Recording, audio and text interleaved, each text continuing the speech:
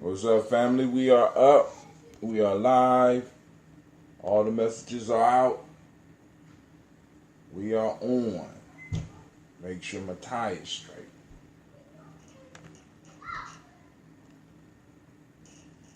Hell with that. I don't understand how.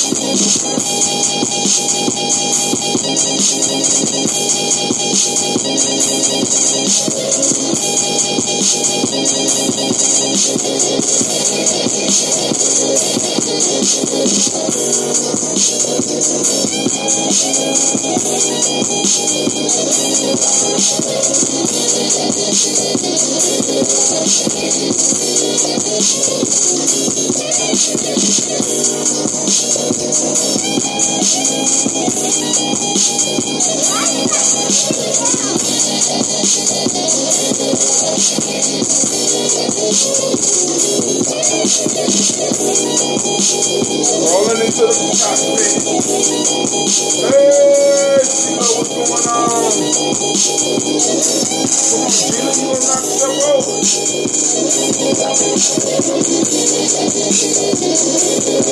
Lois in the house. Somebody else out there, I don't know who it is.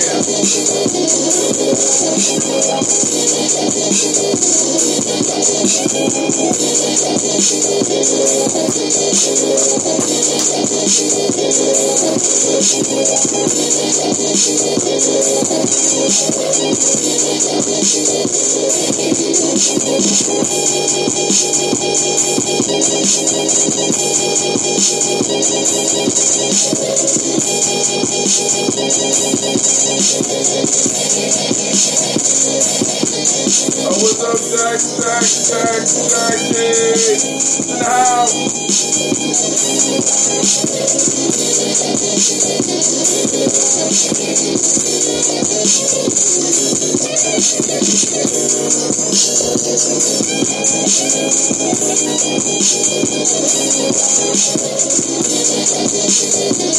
I got the lines open, family. Lines are open. Feel free to join us live. 614-556-4535. Why did I find out that there's a situation September 4th to the 6th? What type of situation? Okay. Alright. This got something to do with the plans that we making, Miss Jack? Man, I want to welcome you once again to, I gotta let y'all know that you are now listening to Gye-Nyame Journey Media.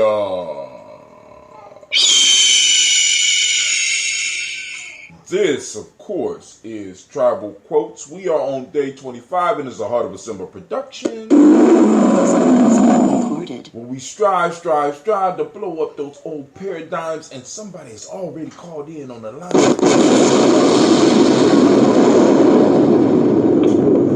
Oh man, I left the packet out in the car. Let's see who joined us on the line. Who is it on the line? is none other but the fabulous, the magnificent, the marvelous Lady J. What's going on, girl?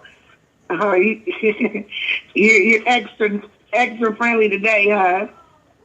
Just a little bit, you I know. love it. When I'm I'm on your running good late, I side. gotta be nice. You know, when I'm late, I gotta be nice. You know what I'm saying? But you know, you deserve it. You know what I'm saying? You're a regular caller, and you deserve it. You know what I'm saying? So I want to make sure. I want to make sure that I give you your roses before we fall out, because it's going. Because you be dropping it. So you got something you want to open the show with before we get into these proverbs? We got some powerful proverbs. Yes. Oh, I want to share two things. Two things that are major. So I was just speaking with a friend about some of the things that I do, and he often comments that, yeah, it would be nice if you could get paid for that. And I'm like, this is the service I do for being here on earth, just do some community service and give back. And he's like, yeah, that's cool, but, when the bill collectors come to your house, they don't want to hear all that. So I'm trying to explain to him, and so I give him the following examples. I'm just going to tell you one great thing that just happened to me within the last 24 hours. Well, one thing is, are you familiar with Bossy, the designer, Yes. African American woman? Okay, so we had took our youth to an event that was held, and I was able to see some of her items, and I was crushing on her items. But I'm perfecting the art of being poor, balling on a budget, and so I really couldn't afford it, But I was just admiring these things. And the other day, a coworker walks up to me and she says, Janelle, are you right-handed? I'm like, yeah. She's like, well, I got this Bossy jacket, and I'm left-handed, and it just throws me off when I wear it. I like it, but it just doesn't work for me because I'm left-handed. I'm like, all right, cool. And I think she knew because she would wear her jackets. After I seen it, I seen her in one. I'm like, oh my God, I just, And so anyways, this lady gives me this. So I was just sharing this with my friend that, when you put things into the universe and you do things, we're not always going to get paid for them, not monetarily, but it'll open up a door. It'll send you a blessing. Something will happen. So that's one great thing that happened to me. I just can't wait to go to camp, on one of those chilly Wisconsin nights and put on my new Bossy jacket because it's amazing. Okay, so I want to throw that out.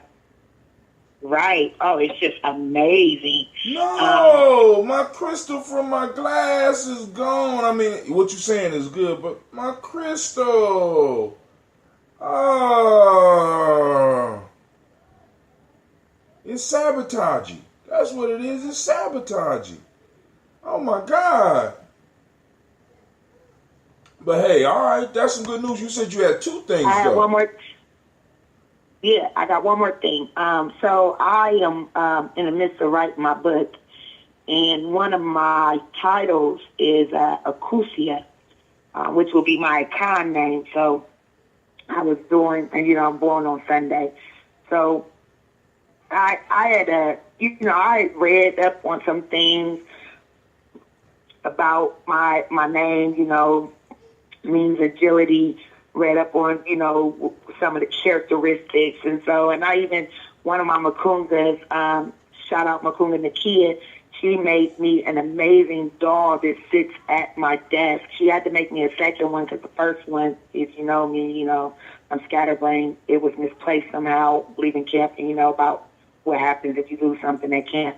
But she made me a second one, which was just very, very unique and very special for me, and she sent it to me. And so this sits at my desk. So I'm very familiar with the characteristics of my icon name. But while writing my book, I had to do some research, and I was just most intrigued that they talk about how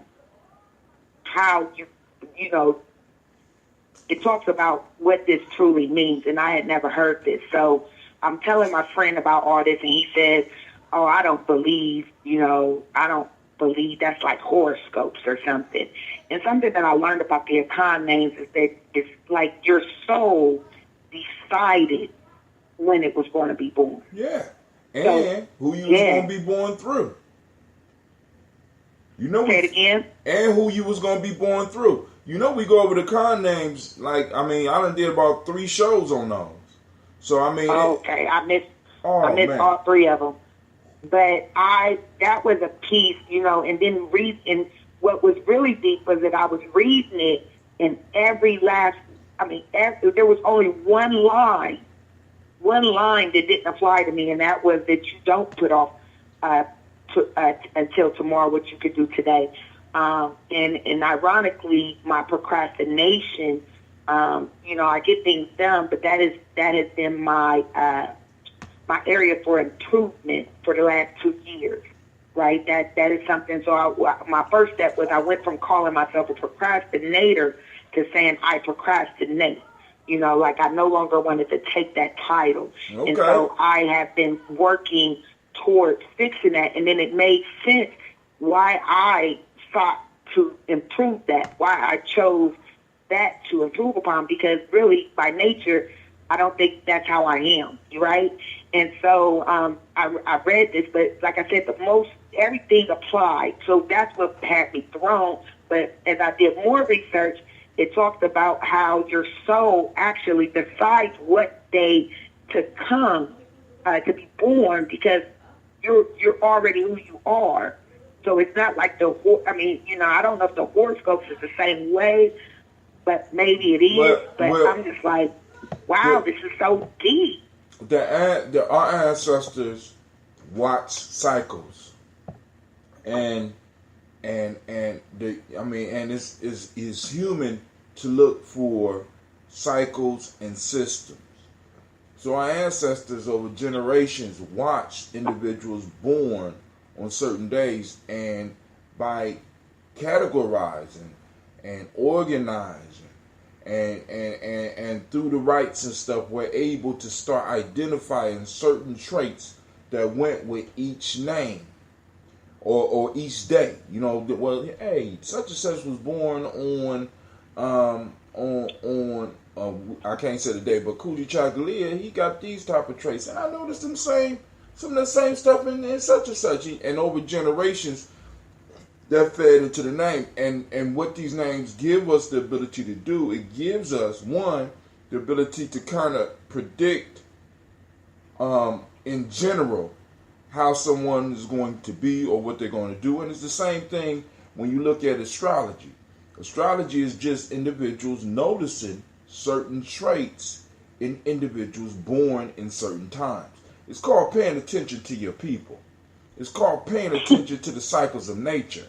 You know what I'm saying? So a lot of people, and they can't get into it because you can't put your finger on it. You can't taste it. You can't smell it. So it's not real. You know what I'm saying? For them. And it don't have to be real for them. You know what I'm saying?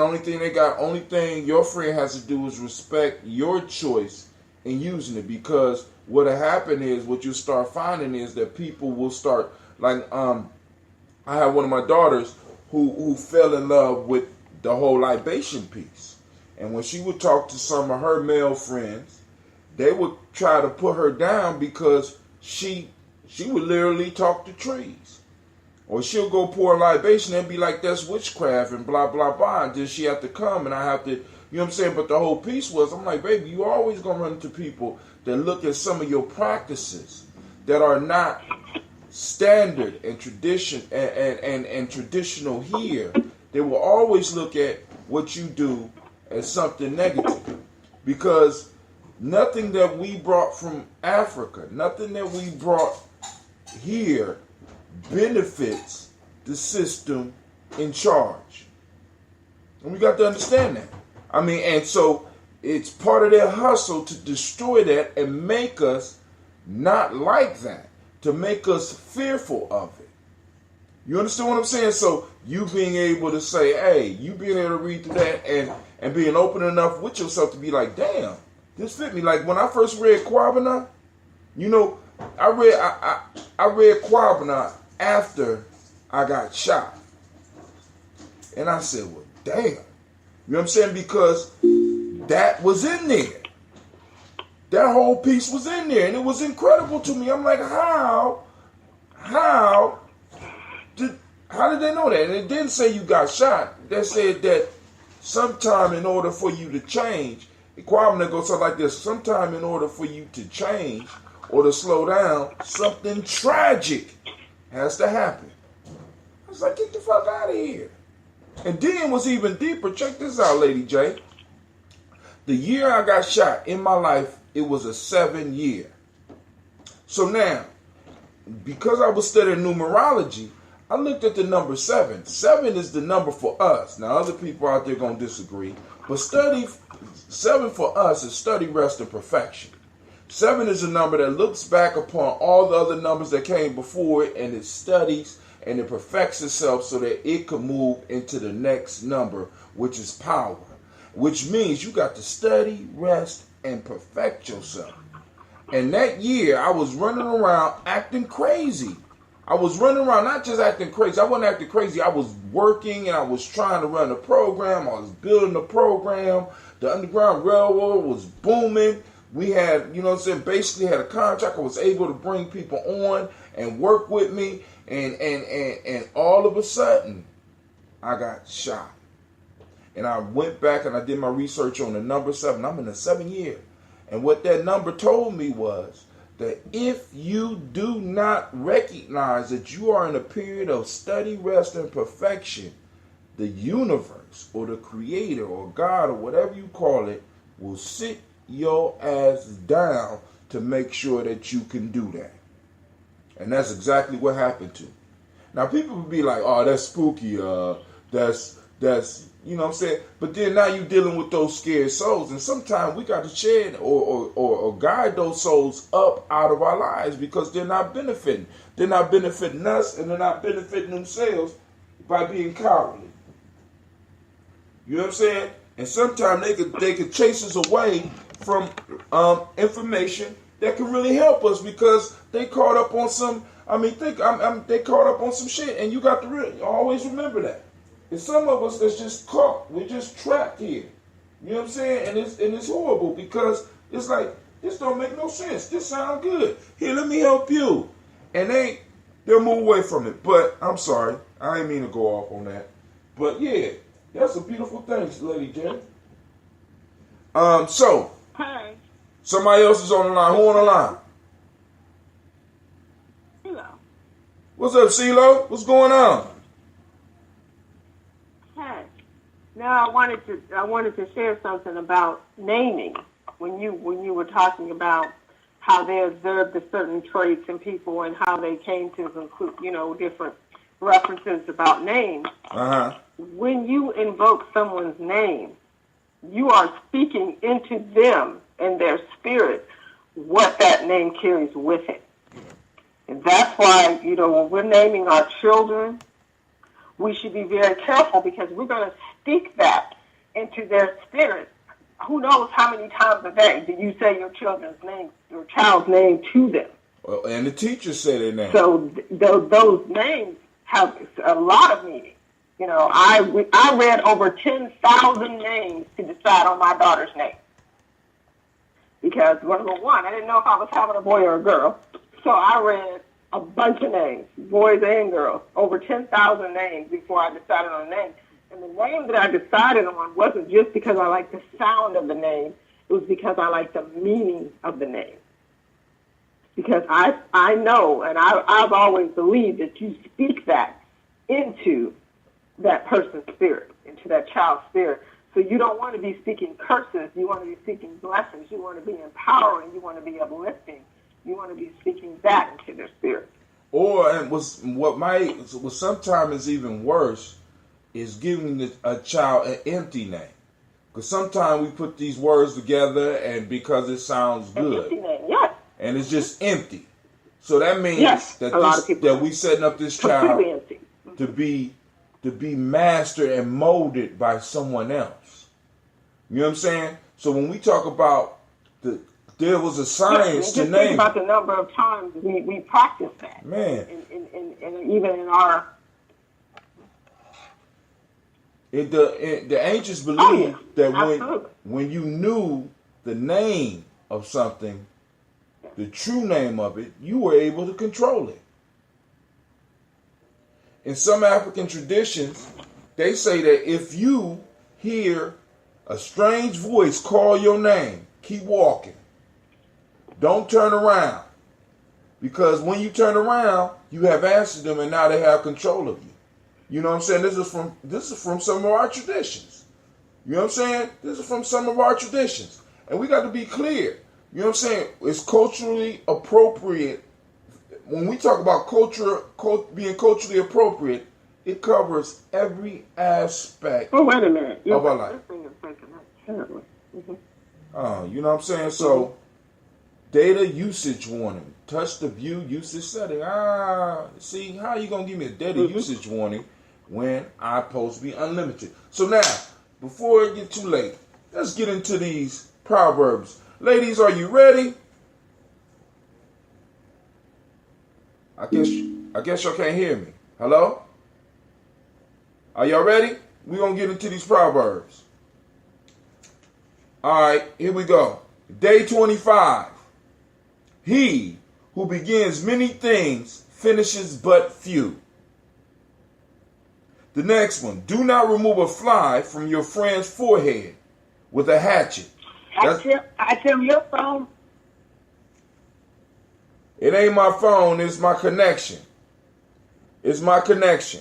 So it might be best for you to kind of like mute the phone and listen on Facebook. Because I'm running this through until I get my Wi-Fi fixed. My router went out. I'm running this through. I'm sharing the Wi-Fi, so I don't know what's going on. They just sent me a data usage warning, and I don't even give a damn about that. All right, so let's start over. He who begins many things finishes but few. That's an Italian proverb. The next one is do not remove a fly from your friend's forehead with a hatchet. That's number 2. And number 3, 2 men in a burning house must not stop to argue. That's number 3. See, my whole internet is freezing up. So I hope I'm able to keep the lines, but if not, you know what I'm saying, those out there in Facebook land, shouts out to Miss Tiandra. Those out there on Spreaker, let me know if you out there. Give me a number between 1 and 3. Anybody out there? Anybody out there? Anybody out there? Hold on, I know what's up. Cleveland! Gina and Sasha! Turn that tablet off. Go see if Cleveland got one. Somebody done jumped in on my line. All right, Miss Heather is on the line. All right, here we go. CeeLo said 1, but Miss Heather beat her with number 3. 2 men in a burning house must not stop to argue. Wait a minute. Man, listen here. This is a night that I Lady J, I gotta get my lines fixed. Hold on. So I'm also trying to share, family, because we are in the midst of a look like Miss Vanessa out there too. We are in the midst of a fundraiser for the Malcolm X celebration. Right? For the Malcolm X celebration. There's only 3 proverbs. She put 9. 9 is the number of completion. 3 is the number of communication. 1 is the number of interdependence. And I'm trying to share the festival information, right? Because, family, we had 7 people donate. And I'm not complaining. Because those 7 people were able to raise $105. Now, we only asked each individual for $10.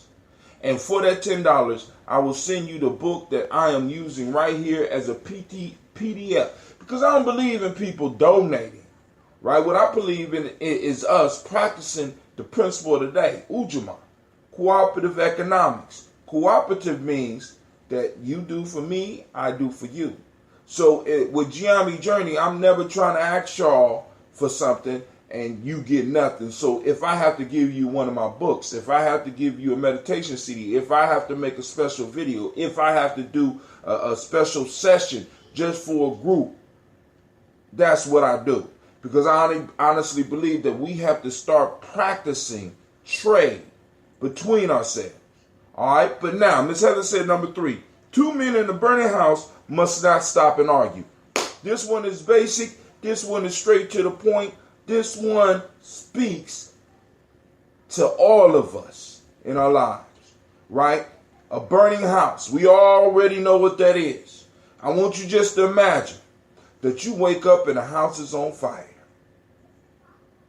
You jump out of bed. Your mate jump out of bed. And y'all have to decide on what y'all gonna do. You want to take action. One action. Your mate want to take another action. Do you stop and have a conversation about what actions y'all gonna take? I am. Go ahead. Go ahead. They can hear you. You might can't hear me, but go ahead. I just want to say that I just want to say this just happened to me the other day. I felt, and I actually was very rude to my coworker in front of the entire staff of our building. But was I in a library with 2 classrooms, 2 teachers, 2 of my coworkers, and I was standing in for like the teacher that he saw that along, like, you know, we're trying to figure out if it was a bell or if it's alarm. Okay, it's still going. We know people free. So I popped open the door, started getting the kids close to the door down the hallway. I'm halfway down the hallway. My coworker comes out me not to take the kids and said the wrong door. So I turn around and I go back and forth for a second, and away the kids followed me out the door because they were already halfway down the hallway. But later I had to address it because it made no sense. And one of their arguments was not those kids' teachers. I should have followed one of the lead teachers. But I'm a teacher, right? Right. I work in this building. I know the exits just like you know the exits, right? Right. And some more interesting things, when they went a different direction against traffic that was coming, you know, and none of us really, we're not familiar with where we're supposed to go for in the library. We know classrooms, but nobody has studied the map for Lady J, the library. So I just did Lady J. Right? But we got coworkers didn't understand. Lady J, hold Yes. on. Let me try to refresh because I just took everything off but the Uber conference. I'm going to refresh so that I can make sure, because what you're saying fits right in with the proverb. I want to make sure that everybody's able to get the wisdom. Hold on. I want to refresh. Do you want to reload this site? I'm reloading the site, so hopefully if it hang up, call right back, because I want them to hear what you're talking about, because this is something that a lot of us deal with in our lives. Many of our lives are on fire, family. Our community is on fire. Right? Some of our jobs are on fire. And we're stopping to have arguments about what's going on. We're stopping to have arguments rather than taking action. Get the hell out the house. Get your children out the house. Get everybody up out the house. You know what I'm saying? And I want to make sure y'all catch this, because this is a real life one, and I know all of us done had real life experiences like this. Right? So let me go on and I want to make sure that the Wi-Fi is functioning properly. Okay, it's on. Do I have to refresh that too? It's taking a long time, Lady J. I'm sorry. It's taking a long time. But we're going to bring her back up on her story. So now, family, I want y'all to understand. So, in the midst of danger, in the midst of trouble, is not the time to argue. Right? It's not the time to you know what I'm saying, do your role. Follow your role. Do what you are supposed to do rather than trying to compete with somebody else, rather than trying to prove that you're right. You know what I'm saying? Let's say you win the argument in the burning house. What do you gain? Death, loss, injury. We have to learn how to pick our battles. We got to become better at picking and choosing our battles. Now, I apologize for this moving slow because Lady J she was making a very important point. And you know what I'm saying? It's coming back up, so I'm going to have to open it back up. And hopefully we get a better link to her. I'm going to hopefully have the Wi-Fi router back up and running by next week. But, you know, AT&T is slow. I just had people around me we was arguing about AT&T today. You know what I'm saying? Because they moved. I mean, it's, you know. But, so, give it a couple more seconds. Maybe it'll come up. Maybe it won't. But I want to make sure that we going to catch it. We're going to come back to that one. So, since Miss Christine, Miss CeeLo, said number 1, we're going to move to number 1 unless y'all got some comments on number 3. Some thoughts or some stories about number 3 that we go and continue and build on this discussion. All right? You know what I'm saying? Because, like I said, family, some battles are not worth fighting. Right? Sometimes, and it's not even being a bigger person. It's being, you know what I'm saying? Sometimes, because I hate saying that because it's almost like you belittling the other person. You know what I'm saying? But sometimes humbleness can save lives. Sometimes we got to know when to walk away. You know what I'm saying? Because it's not worth it arguing in dangerous situations. You know what I'm saying? And some of us in relationships and jobs and in business partnerships, and you know what I'm saying? We're sitting in a fucking burning house and we're trying to prove our point. You know what I'm saying? Everything is collapsing around us, and I just want to make sure that all of y'all know that I'm right. And you right, but at the end, like I said, whatever you want. All right? So we're going to go to number 1. He who begins many things finishes but few. Lord have mercy. Lord have mercy. Lord have mercy.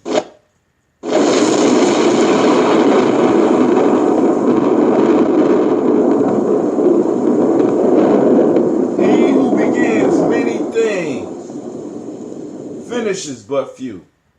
We're living in a time of rapidness.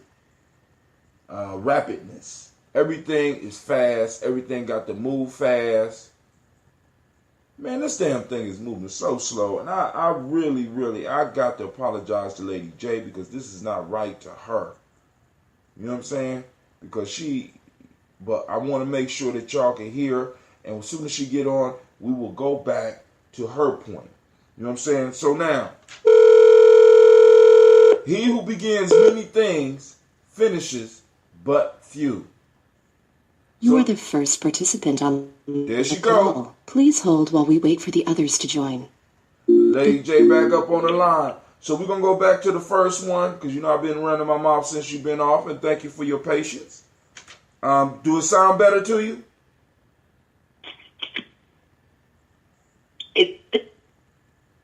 All right. You still kind of breaking up, but we're gonna stick it through. But you was at the point where you had to address your coworker because I think it sounded like y'all was in a fire drill and they wanted you to follow a certain procedure or something like that. They wanted me to wait on them to tell me what to do. And then when I took initiative, they wanted you know, and I was halfway out the building, they wanted me to turn those students around. Mm. And And come back. And this was a fire drill? Drill. Oh my God. All right, cool. So they wanted you to stop the drill, go back in, and then come back out. No, they didn't think that I was going out the correct door. Huh. And because these students teacher, because I wasn't their teacher, I was in there with their teachers assisting, but because I wasn't their teacher, I shouldn't have had that. We all meet at the same place outside. It would have made more sense that y'all would have followed me since y'all were still sitting down trying to figure out, hey? And so the whole argument, and I'm not, you know, I'm not a mean person. My coworkers don't see me that way. And I would have blasted anyone in a staff meeting, but it was something that everyone needed to hear. That was not the time or place to argue about what to do, because I was already halfway to the door. It's a straight shot. It was, even though I hadn't studied the map, I knew the layout of common sense to go out the door. You know, I looked down the hallway with not a kid in sight. I was the first one in that hallway. We were going to be out that door. And I went the right direction. It was actually the door we were supposed to go out of. So those teachers took kids out of a different door, which was the wrong door, right? Mm-hmm. And this is actually a teacher who has worked in this building for almost, like, I want to say 20 years. She's worked in this building at least 15 years, and she went out the wrong door. So you can imagine, she's frustrated because she's embarrassed. She went into traffic, right? Kids were coming down the steps to go out the door. She was going into a stairwell. She went into a stairwell. And everyone knows you don't go into a stairwell in a fire drill. So, you know, you don't. It's not when you have a door. You see what I'm saying? You don't walk into a stairwell to go out a different door. I don't know. But, yeah, it was just one of those things. So and I know this proverb is speaking, but I'm saying, you know, it helps me, kind of interpret it, because my thing was, it was a time and place, the burning building, being in crisis. Right. It's not the time for us to argue, you know, not the time for us to sit and argue, do things like that. We need to get where we go and have these conversations. We can talk about what we should have, could have, would have, or what mistake. You know what I'm saying? We can talk about all that once we get out of this situation. We're in the midst of it. That's called. And I think that if you're spending your energy, if you're spending your time arguing, you're not spending your time finding a solution, especially when you're in a crisis. Yeah, it's just a time and place. Now they have that's called a debrief. Now, and a lot of people don't really understand the power of a debrief. You know what I'm saying? Because like I was reading a book about tribes and certain things that successful tribes do, and in a lot of these books they go and they study Navy SEALs. And one of the big things that Navy SEALs are big on is that before a mission they sit down and they plot it out, but then most importantly after a mission, they drop all rank and they drop all the rank and all the props and all that, and they sit down and they have a serious debrief so that you can feel safe looking at your commanding officer and be like, that was a fucked up call. You put me in a messed up situation and blah, blah, blah. You didn't do it right. They don't do that on the battlefield. They do that in the debrief. And a lot of us, see, because what you ran into, the burning house that you ran into, was ceremony, a ritual. A lot of us, we run into this is tradition. You know what I'm saying? A lot of the traditions that we practice in our communities are burning houses. The shit no longer works. And we sit around and we're arguing about these old ass traditions. We're in the midst of them and we're arguing about them because they don't work. They're not effective. And what we have to be able to do is to sit down with each other and actually have a debrief. Like, I don't like that shit. I respect your being. One of the key pieces that Elder Wakesa brought to us when he came to Columbus, as far as the training, was never attack the being. If you're going to attack something, attack the doing, but don't attack the being. What do you mean by that? That means that, you know what I'm saying, when I start attacking you, you know what I'm saying, when I'm looking at you and I'm attacking you rather than what you did, I am in violation of African tradition. I am in violation of our culture. Because one of the things that was always held sacred to us was the being. The doing, we could argue about all day. The doing is something that we could go on and discuss and cuss out, but the being is what we held sacred. You know what I'm saying? So ask him. Go ahead, I'm sorry. You can't. You know how it goes. Go on. I know. I just have a question because when I think about our current situation with our society, with our communities, and I think about how instead of being solution focused and getting out of it, we do spend a lot of time arguing about that I don't think matter. I'll give you an example.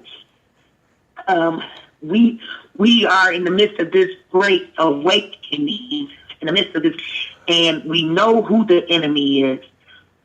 We know what the goal is, but we spend time bickering that thing. I'm just going to use religion. I'm going to use religion within the enlightened community, quote unquote enlightened. You will have much to. It will spend your energy blasting people who are Christian or people who are this and people who are that, and, but they have the same goal. They have the same enemy. Why would I spend my time arguing with you about that? It's taking us away from what the real focus and the real objective is. We can't get to our destination arguing about things that really, we can argue about that later. We can get there later. Right now, only thing, we have a common enemy. We have the same destination. We have the same objective. We assume that. And again, we're in the midst of a burning house. I believe they do. Because at this point, right, it is to eradicate those systems. When I go to church, that's my and I can't speak for other people's pastors. You go to church, my pastor makes that obvious. He talks about the system. He talks about these things in the pulpit. About who's the enemy, what the issue. Have you ever been in a room and somebody was talking and you took away one thing and somebody else from a whole nother angle saw something totally different or heard something totally different? I mean, because really, because that's when statements are implicit instead of explicit. You know what I'm saying? And some statements are explicit. Now, I'm just saying, because a lot of us are in those situations, right? Are we not? But one of the things that you got to remember is that when you read The Art of War, one of the weapons that Sun Tzu constantly talks about in The Art of War is fire. If I want to keep my enemy confused, I am going to use fire to keep him confused. Now, the proverb goes, two men in a burning house must not stop to argue. Fire causes confusion. Fire causes hesitation. It can cause hesitation. As long as I could keep you and your group in a burning house with no sign of an exit, y'all gonna spend more time arguing and bickering amongst each other rather than trying to escape. You know what I'm saying? And we assume that everybody knows what the enemy is, because you say the system. Some people's enemy is white people. Some people's enemy is their boyfriend or their girlfriend. Some people's enemy is the devil. Some people's enemy is the motherfucker that keep calling them about the bills. You know what I'm saying? They want the money that they don't have. Okay, but what is okay? So let's think about this. So I'm going to say we might. I say we might define our enemy in different terms, but I think we know what the issue is. We know what the issue is, and we know what we want that end. That's common, and I think I was saying before, the common destination. The common destination. We may all take different paths, have different tools that we use to maneuver and to make it to that destination. But I feel like, as far as, and like I said, I still say this because I'm a firm believer that we are in the middle. So I think that more people have that destination in mind. But it might not be the same destination. We just take different routes to get there. But what I'm saying is, we might not be thinking about the same destination. It's like we have been so confused that, and all of us have been in situations where we thought that we was working, or we was with, or we was part of a group, or with individuals, or that we thought that we had the same vision. We used similar words, but then when you really look at it, you have to step back and be like, yo, we're not heading in the same direction. See, because we just, like I said, we just think that everybody will. See, some people say freedom. What does that mean? That means I have the ability to do what I want when I want. Which means that if most of the time I don't want to do nothing, guess what? That's freedom. I'm able to not do nothing. Some people say freedom is money. The more money I got, the freer I feel. Some people say freedom is I want to escape my past. You know what I'm saying? Culturally, we have not taken the time to have the conversations. And I think this generation right here, us, we're the ones, because I was thinking about this, right? Because I just got this report by a brother by the name of Antonio Moore. Antonio Moore and some economists got together and wrote this paper. It's a 58-page paper that's available online. And Tone Talks is a very popular show. He's often on Yvette Carnell's show, and they're talking about 10 myths. They brought out a paper. They teamed up with these economists. There's some of the supposed most eminent economists in the world to discuss the issues with black people. And they want to destroy some of the myths that black people are dealing with, right? So it's like, so they go through and they shatter all this, right? And I'm looking at this, but then on the other hand, I have to step back and be like, cool, I understand, because they like, their whole piece is, look, we can't work our way up out of this. We need government assistance. The government set up a structure that put us in a situation. We need the government to abolish all that shit and put some shit to do some corrective actions for us. That's it. Right? But then on the other hand, you got some saying, look, we got to do for self, and we got that boom, boom, boom. So you got these two people arguing, right? And they both think that they're going to the same place. You understand what I'm saying? And they're arguing in once again in the burning house. And I'm like, yo, shit, why not both and? My teachers teach me both and. We need to start training some of these young people to go into politics, right? And we're laying the foundation for them to be able to do that, but also we're laying the foundation so that they can start speaking a common language.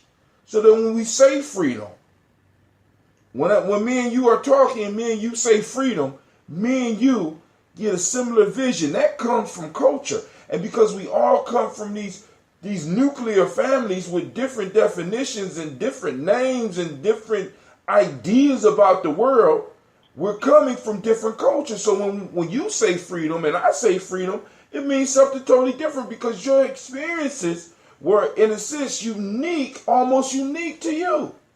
When back in the day, our parents and our grandparents, for some of us, and our great-grandparents' experience was very similar because they all stayed within a 10-mile radius. And never went outside that shit. Only the Super Bowl went outside that shit.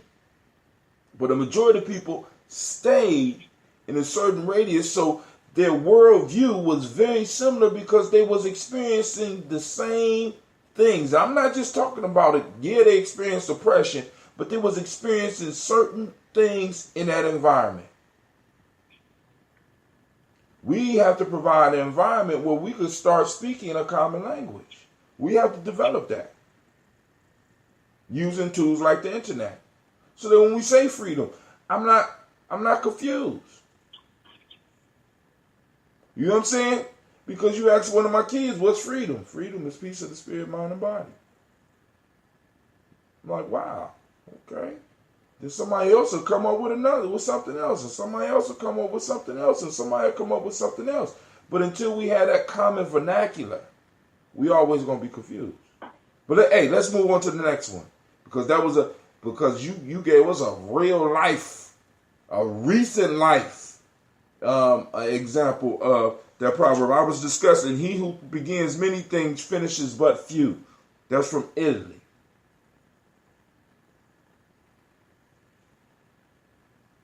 You still there? I'm here. He or she who begins many things finishes but few.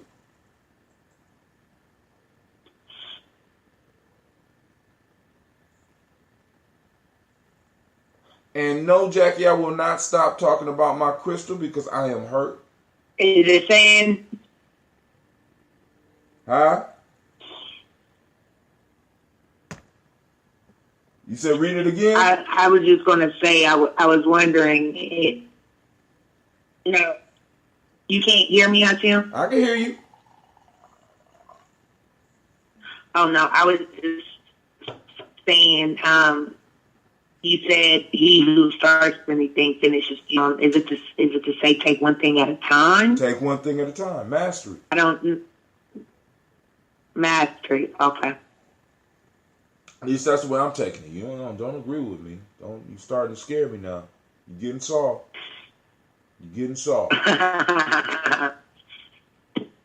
Don't you go soft on me. You know what I'm saying? But I mean, we can see this right now because think about this, man. All the stuff that's thrown at us in this world, our attention is scattered. And the more scattered our attention becomes, the less energy we have to invest on those major and important things. I posted a video on my thing. It's this new, I ain't gonna call it, I don't know how long this dude been on YouTube, but this dude is doing some of the stuff that I want to do. He put together a cast and he goes in and he does little dramas. So one of the dramas he does, he has a college professor that comes into a class and he gives life lessons to the classroom. So he did a life lesson about life and important things in life. And he came in and because the kids had questions about it, said, well, what's the most important thing? So he took some ping pong balls, and he took them and he put them in a jar, and he filled the jar up. And the people said, "Is there room for anything else?" They said no. So then he grabbed some little pebbles and he went to the jar and he stuffed the little pebbles in. The little pebbles started filling in the little gaps in between the ping pong balls. And they looked at him and they're like, "Wow." He says, "There ain't room left for anything else." They said no. He went and he grabbed some fine sand and he put the sand inside of the jar. And he says, "There ain't room for anything else." They said no. So he pulled out 2 beers out of his bag and he popped the beer open and he poured one of the beers into the glass until it was full. And they said, "Oh." He said, "Is there room for anything else?" He said, "No." They said, "No." He said, "I want you to think about this jar as your life. This jar is your life. And the ping pong balls are important things in your life." And he says, "If I would have put the sand in there first, there wouldn't have been any room. If I would put the pebbles in the sand in first, there wouldn't have been any room for the ping pong balls. The sand and the rocks are the small things in your life. The ping pong balls are those important things. So you put them in first. You put the rocks in. You put the sand." And so he broke it down. He broke down each one. The ping pong balls is the loved ones and important things. And the pebbles were the next level things. And the sand was the next level things. And they asked him what the beer's for. He said, and if you live your life right, every now and again, you get to sit down and have time to drink a beer with your friends. The shit was brilliant. You understand what I'm saying? But he helped people see that perspective. He did all this shit in a short little piece. And you know what I'm saying? And it's like being able to do one thing at a time, being able to master doing one thing. And this is one of the things that they pulled us up out of, because part of our tradition, whether we want to acknowledge that shit or not, was being a master at something, mastering something. But now what they got us becoming is jacks of all trades. Some of us work jobs with certain titles, but shit, we're doing about 35 tasks in that job. And it's like, damn, how you... I know somebody like that. Shit. I know somebody like that too. Yeah. I know somebody like this in Chicago has about 30 hours in their day versus 24. That has led me. But we have been joined on the line by the magnificent Shaka Hasbury. Give it up for Shaka, family. Give it up for Shaka. The sound is kind of bad because my Wi-Fi is down. Hold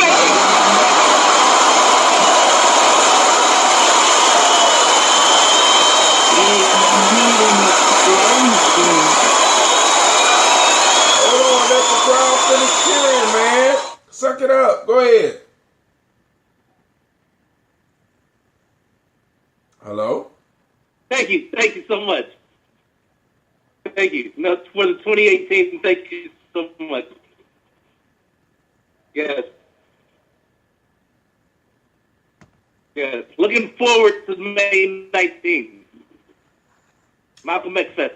Damn right. You damn right. What's going on, y'all? We covering these proverbs. And I've never heard this kind of... The sound... Yeah, what's going on? All right, so hold on. Let me go to the last proverb. I'm gonna let you start off with it. It's a humdinger. Which one y'all like? You ready? This is the last one. Do not remove a fly from your friend's forehead with a hatchet. What's that? Do not remove a fly from your friend's forehead with a hatchet.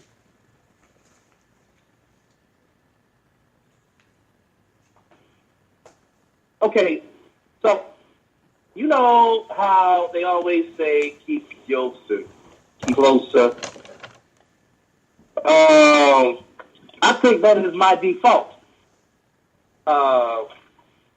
So as I interpret this proverb, what I'm feeling about it is that it speaks straight to me because I am a hard lover of people, especially my friends, especially people that I build with.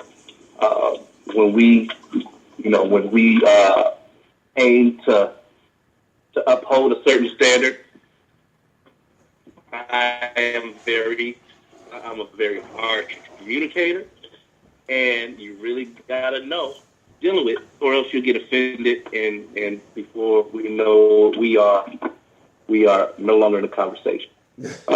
But for my people who've known me in this lifetime, and to build with me, they understand my nature. Sometimes we need a break.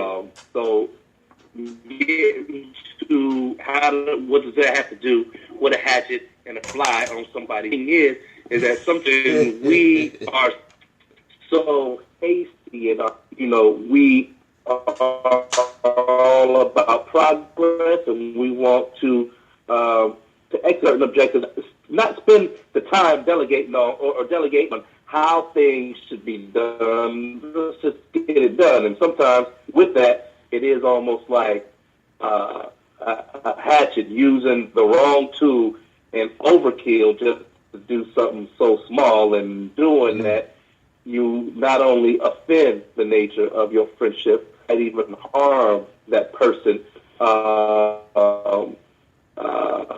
in doing so.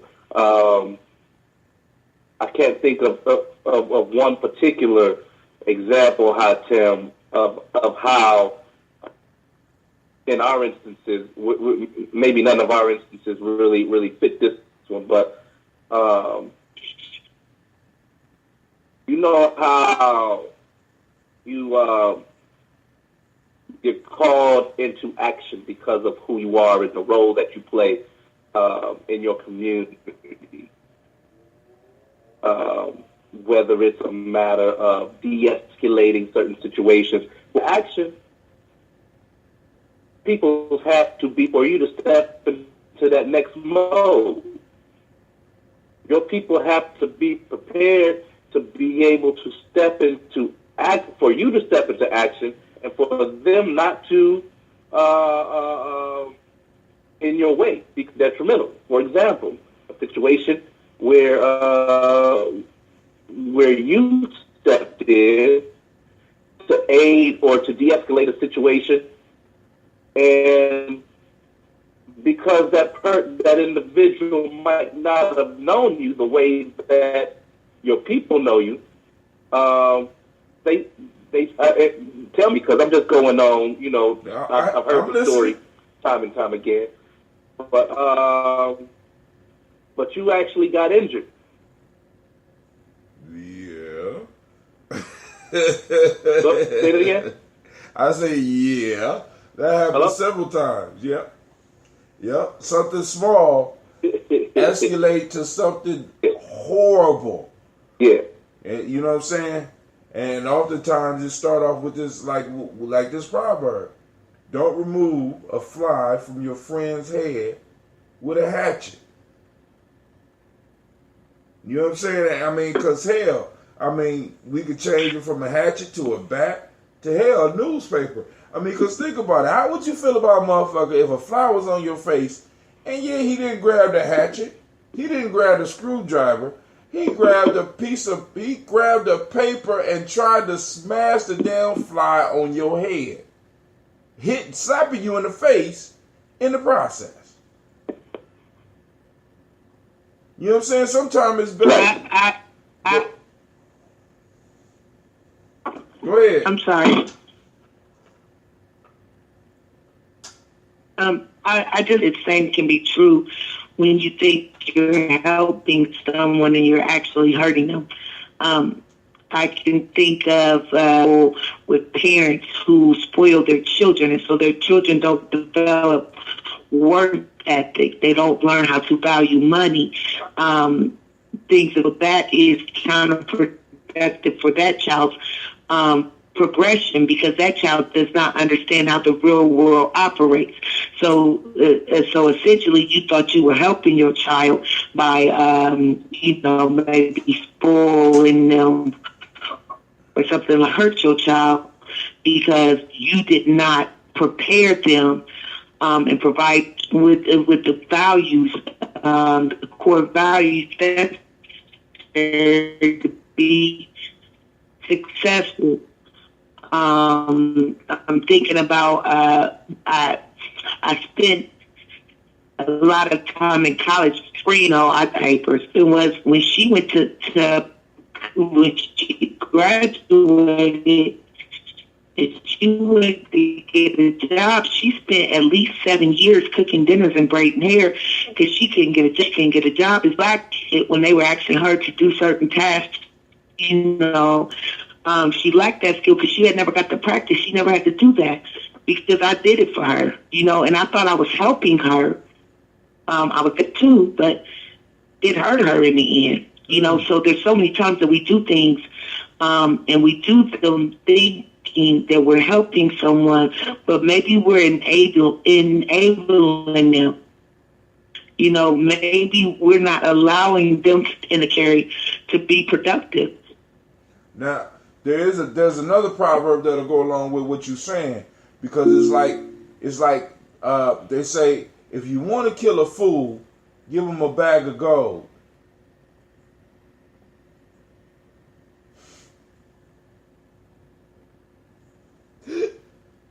That's right.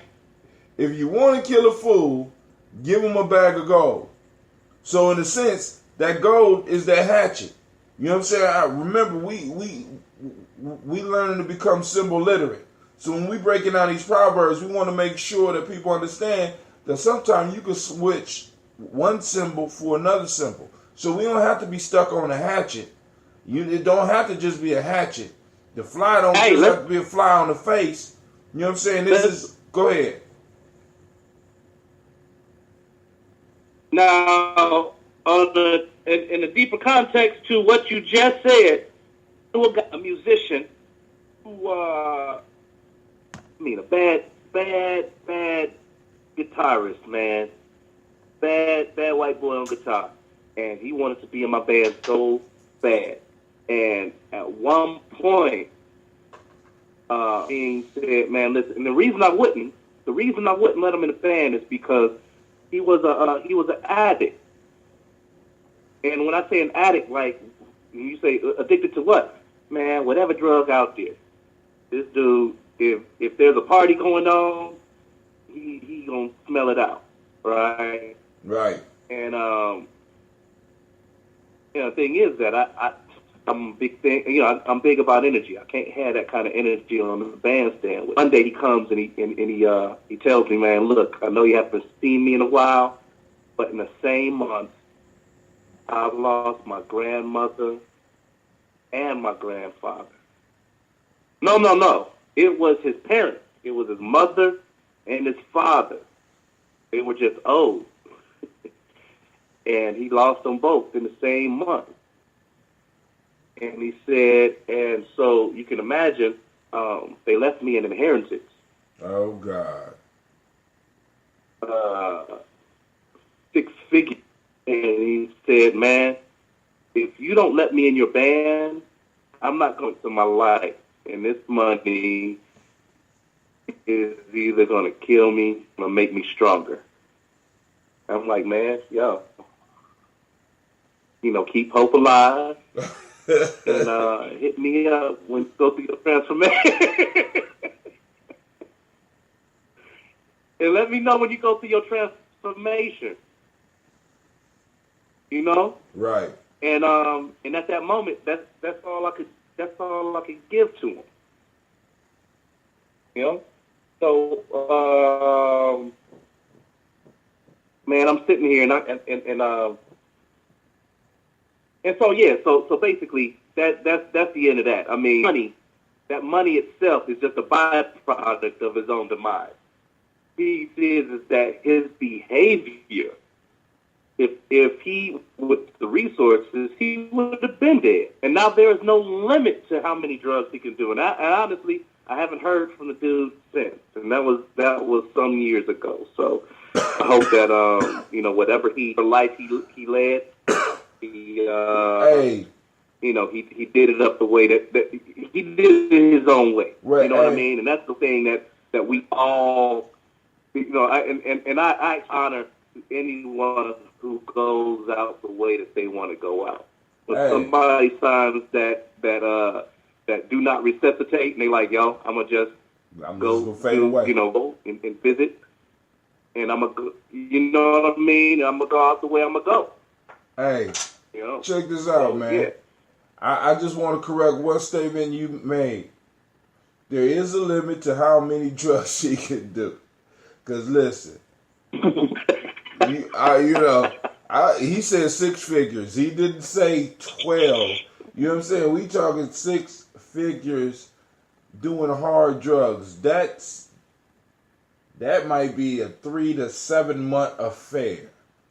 You know what I'm saying? But hey.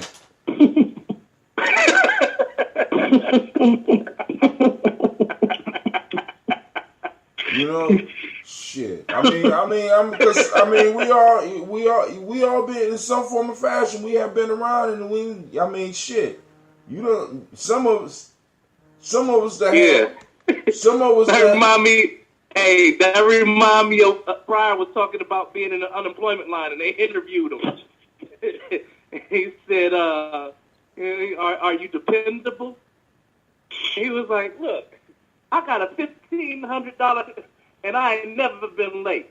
Am I dependable?" But hey, family, it is 11:21, and I started this show late, and I want to thank all of you for taking the time to chill with us here on the journey. You know what I'm saying? I want to especially thank my co-host for tonight, Lady J. I want to thank her for what she do on the radio show, and I want to thank her for the inspiration that she provides for these young ladies and some of these young men in the circles that we run in. You know what I'm saying? In the community that we building. I want to send shots out to Miss CeeLo. I want to send shots out to Miss Tiandra. I want to send shots out to Miss Jackie. I want to send shots out to Miss Heather. I want to send shots out to Vanessa. You know what I'm saying? And everybody else that might have stopped in for a moment. And we are going to shut it down. So since Brother Shaka came back in, I'm going to allow him to say some closing words, and I'm going to allow Lady J to say some closing words, and then we are out of here, family. Unless some of y'all on this timeline here got something y'all want to say or want to cover. Go ahead, Brother Shaka. Well, first, I want to say I would not, being all the way in tonight on the conversation. I really do look forward to this every single time, and as many folks as I invite in, I appreciate the ones who actually take me up on it and check us out. So at this point, I would like to invite all of y'all just to continue to bring good folk into the fold. Through the network of nation builders, I've met people from New Jersey to the West Coast, and all good folk, all folk who are ready to build. I think that we have to, what I'm really interested in seeing in this coming is seeing how we bring this process together that's going to get more voted folks into our practice. All right, and that's a big thing. So, been on, but I still feel like it's right around the corner. So let's all just keep putting our minds together and find an innovative way for us to do the work. So that's keep on moving together. Right. We're gonna do it. And as he said, we will see you on May 19th at the Malcolm X Festival. But without any further ado, Miss Lady J, it's on you. So what you gonna do? I just want to take it back to the beginning, and I want to share this quote. Service is the rent we pay for the privilege of living on this earth. Some things, all things are not going to be monetary, but some things are going to be in the name of this here fight, in the name of this here journey. And so I just want to just say and remind people that we are in the midst of the great wave. I want to encourage people to do something and support it every day, 265 days of the year. It could be anything. Read a book, article, donate to a cause, volunteer your time or services. Remember, the rec centers are always looking for volunteers. Engage our youth in something meaningful. Social network, and inform is called propaganda, and that is our special weapon in this war that we are fighting. So we should use it to enlighten. We should use it to invoke some type of action in our people. We should also use it, our more conscious moments, so that people especially will begin to see themselves in a different light. Continue to participate politically, because that is what it's going to take. That includes signing a petition, participate in a peaceful. And if we want to change, we have to put more of it in our pockets. The choice is yours. Again, we're in the midst of the great awakening. Each one teach one. All right, then. All right, family. This is Brother Hatim. Yeah. I want to thank each and every last one of y'all for stopping in. And yo, I am out. Y'all be peace. We'll see y'all for the Daily Toast. I am going to offer a package with the Daily Toaster shirt. Y'all can see it. You got hashtag Daily Toaster. That's our tag, family. That's our tag. You know what I'm saying? Daily Toaster. So, what we got to do to get one of those shirts? Well, I mean, they so expensive to get made because I don't have enough of them being made. So I'm going to have to do a special package. See, I got to ask you on air, or else, you see, I know you, Hatem. You'll get people to purify themselves in Lake Minnetonka shirt. I want to know straight up what I got to do. Yes.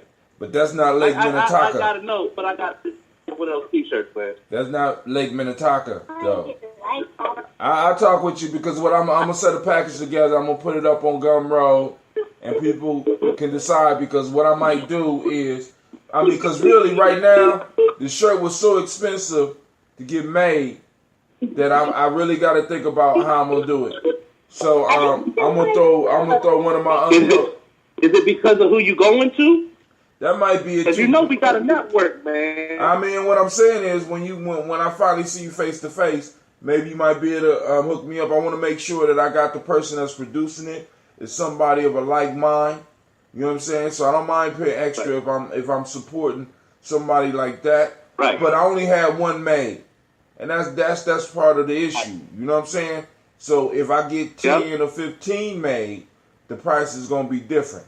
But because I'm gonna be selling one at a time right now, it's gonna be kind of high. So I'm gonna throw a book up in there with it. You know what I'm saying, and something else. Yeah. As a thank you. So it's gonna come as a support package. You support Gye-Nyame Journey. Right. We support you. So I might even throw in a Shaka song. Shaka might even donate a song to the journey, and I might throw that in there. You know, just throwing it out there. You know, it's gonna be some type of package because we need to get some of those Black Phoenix shirts up here as well. But family, I want to thank each and every last one of y'all once again. And with all that, Brother Hatim is out. Remember, you are now listening to Gye-Nyame Journey Media. This is a Heart of December production, And of course, you know this has been Tribal Quotes.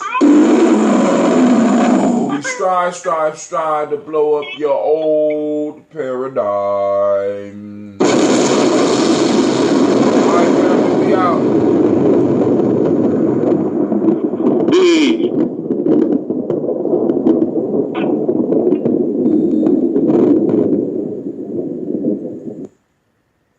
Alright, peace out.